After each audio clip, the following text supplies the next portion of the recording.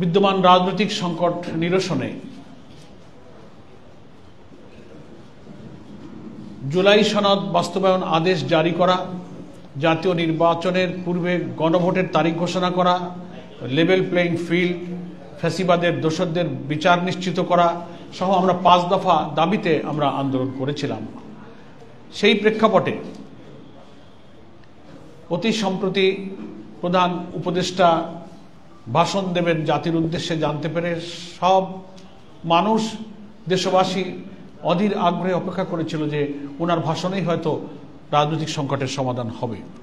কিন্তু উনি যে ভাষণ দিয়েছেন সেই ভাষণ আজকের শীর্ষ নেতৃবৃন্দ পর্যালোচনা করেছেন সবাই খোলামেলা। সেই পর্যালোচনায় আমাদের এসেছে যে এই ভাষণে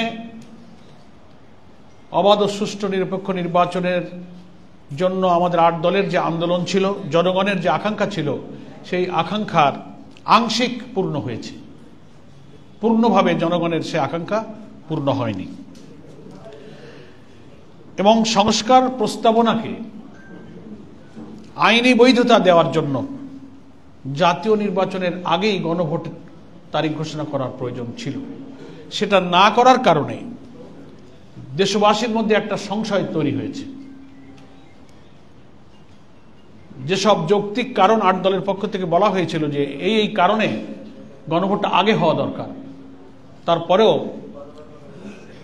প্রধান উপদেষ্টা তার বক্তব্যে একই দিনে গণভোট এবং জাতীয় নির্বাচনের কথা বলেছেন এবং অ্যাকর্ডিংলি সেই দিনেই এ মর্মে গেজেট প্রকাশিত হয়েছে। এজন্য জনমনে বিদ্যমান এই সংশয় এবং যে সংকটের সৃষ্টি হলো বা আমরা যে আশঙ্কাগুলো করেছিলাম, প্রধান উপদেষ্টা একই দিনে ভোট একথা বলার কারণে যে সংশয়, তা সরকারকে দূর করতে হবে। যে সমস্যাগুলো কথা বলেছিলাম তার কি সমাধান এবং যে সংশয়, সেটা সরকারকেই ঘোষণা দিয়ে দূর করতে হবে। আমাদের শীর্ষ নেতৃবৃন্দের বৈঠকে এটা পর্যালোচনা হয়েছে। এরপরে আমরা মনে করি যে আমাদের যে 5 দফা দাবি, তার দাবিতে আমাদের কর্মসূচি অব্যাহত থাকবে। যে আংশিক দাবি আমাদের পূরণ হয়েছে, জুলাই সনদকে আইনি ভিত্তি দেবার যে আমরা কথা বলেছিলাম, আন্দোলনরত দলগুলোর ঐক্যমতের ভিত্তিতে যেসব সংস্কার প্রস্তাবগুলো ঐক্যমতের ভিত্তিতে জুলাই সনদে স্থান পেয়েছে এবং জুলাই সনদের আইনি ভিত্তির জন্য আদেশ জারির কথা আমরা বলেছিলাম, এই কাজটা হওয়ার কারণে এটাকে আমরা ইতিবাচকভাবে দেখছি এবং এটার জন্য আমরা সরকারকে মোবারকবাদ জানাচ্ছি। এবং একই দিনে গণভোট আর জাতীয় নির্বাচনের যে সংকটে পড়বে, এই সংশয়টা সরকারকেই দূর করতে হবে। কিভাবে দূর করতে হবে সেটা সরকারের উপরেই বর্তায়। প্রশাসনে যেভাবে রদবদল চলছে, পছন্দ মতো ডিসি, ইউনো, পুলিশ কর্মকর্তাদের যখন তখন এই 1 সপ্তাহের মধ্যে নানান জায়গায় রদবদল শুরু হয়েছে। এটা লেভেল প্লেইং ফিল্ড, মাঠে নির্বাচনে সব দলের সমান অধিকার, এই সমতা রক্ষার যে দাবি আমাদের 5 দফার অন্যতম দাবি, সেটা ভঙ্গ হচ্ছে। আমরা দেখতে পাচ্ছি একটি দলকে খুশি করার জন্য কোন গোপন সলা পরামর্শে হয়তো এই কাজটা চলছে। এ ব্যাপারে প্রধান উপদেষ্টাকে নিরপেক্ষ থাকার জন্য আমরা আহ্বান জানাচ্ছি। তিনি প্রতিশ্রুতি দিয়েছিলেন যে সব ব্যাপারে আমি নিরপেক্ষ থাকব, এগুলো আমার দায়িত্ব, আমি দেখব। কিন্তু তিনি কি কোন একটি বিশেষ দলের রাজনৈতিক প্রভাবের কাছে অসহায় বোধ করছেন? তাহলে জাতির কাছে তিনি হেড অব দি গভর্নমেন্ট, ঐক্যমত্য কমিশনার প্রধান হিসেবে তিনি জাতির কাছে তার কথা বলতে পারেন, জাতি তাকে সহযোগিতা করতে প্রস্তুত আছে। কিন্তু আমরা চাইব নির্বাচনে যেন লেভেল প্লেইং ফিল্ডটা বজায় থাকে। সম্মানিত সাংবাদিক বন্ধুগণ, আমাদের আজকের 8 দলের শীর্ষ নেতৃবৃন্দের আলোচনায় এটাও এসেছে যে আমাদের যে দাবিগুলো এখনো পূরণ হয়নি, আংশিক পূরণ হয়েছে, সেই দাবির সংগ্রামে রাজপথে 8 দলের কর্মসূচি ইনশাআল্লাহ অব্যাহত থাকবে। 8 দলের একটা লিয়াজো কমিটি আছে, শীর্ষ নেতৃবৃন্দের পক্ষ থেকে তাদের উপরই দায়িত্ব দেওয়া আছে। এই সব দাবিতে পরবর্তী কর্মসূচি স্থির করা এবং ঘোষণা করার দায়িত্ব 8 দলের শীর্ষ নেতৃবৃন্দের পক্ষ থেকে 8 দলের লিয়াজো কমিটি পরবর্তী বৈঠকে বসে সেই কর্মসূচিগুলো আলোচনা করবেন এবং তারা ঘোষণা করবেন। আমরা মনে করি যে দেশের অধিকাংশ জনগণের অনুভূতি আকাঙ্ক্ষা সরকারের রিয়ালাইজ করা উচিত।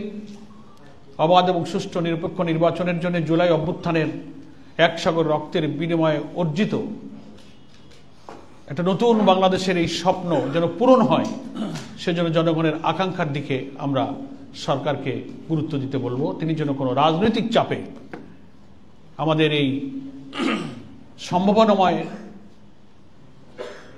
নতুন রাষ্ট্র কাঠামোর ভিত্তিতে একটা নতুন বাংলাদেশ গড়ার এই প্রচেষ্টা যেন কেউ ভেস্তে দিতে না পারে, এজন্য আমরা সরকারের কাছে 8 দলের পক্ষ থেকে আহ্বান জানাচ্ছি। আমরা আজকে খুব সংক্ষেপে আমাদের শীর্ষ নেতৃবৃন্দ যে সমস্ত পর্যালোচনাগুলো করেছেন, সংক্ষেপে আমি আপনাদের খেদমতে সেগুলো পেশ করার চেষ্টা করেছি। আপনাদের সকলকে ধন্যবাদ। আরেকটি বিষয় রয়ে গেছে, মানে সরকার যেন প্রচারণা চালায় এই গণভোটের।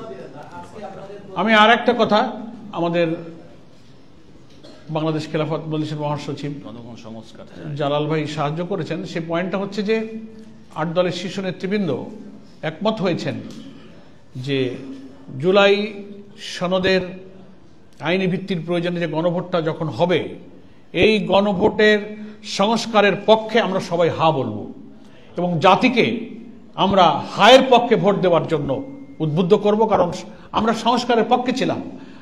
গুরুত্বপূর্ণ মৌলিক যে সংস্কারগুলো গণভোটে যাচ্ছে ঐক্যমত্য কমিশনের পক্ষ থেকে, তার অনেক সংস্কারের ব্যাপারেই একটি দল বিরোধিতা করেছিল। আমরা কিন্তু সেই সংস্কারগুলো চেয়েছিলাম।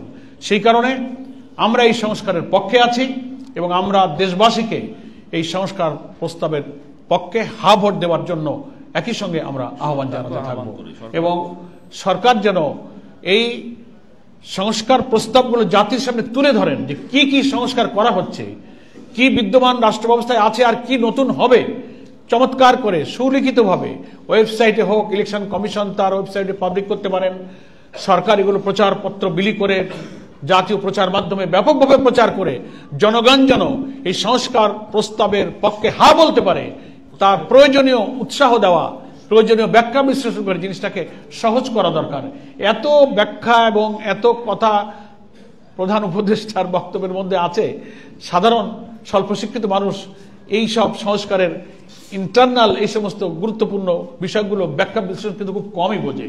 এটাকে অতি সহজ করে কিসে আমরা হা বলতে যাচ্ছি, সংস্কারে গৃহীত সব বিষয়গুলোকে অতি সহজ করে ভোটারদের কাছে, দেশবাসীর কাছে সরকারকেই পেশ করতে হবে। ধন্যবাদ আপনাদেরকে।